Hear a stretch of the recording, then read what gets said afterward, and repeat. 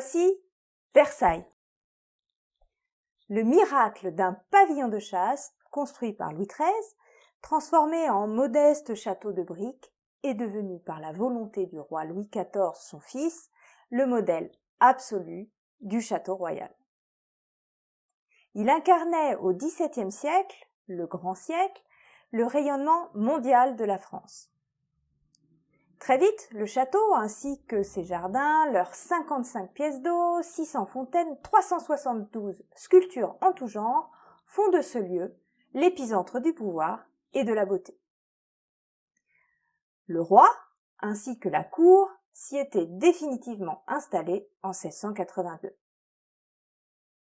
Encore un siècle, le temps de voir s'installer à leur tour les rois Louis XV et Louis XVI. Mais la Révolution française oblige Louis XVI à quitter Versailles pour Paris.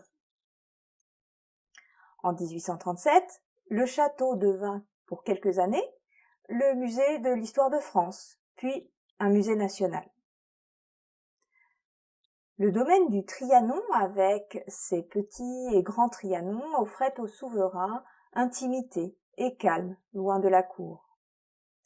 La reine Marie-Antoinette, qui séjournait au Petit Trianon, avait fait aménager à partir des années 1775 un vaste jardin.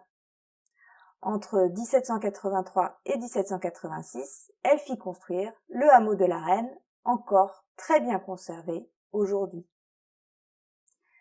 À 20 km du centre de Paris, le château de Versailles continue de fasciner les visiteurs du monde entier et accueillera les épreuves d'équitation, de para-équitation et de pentathlon moderne.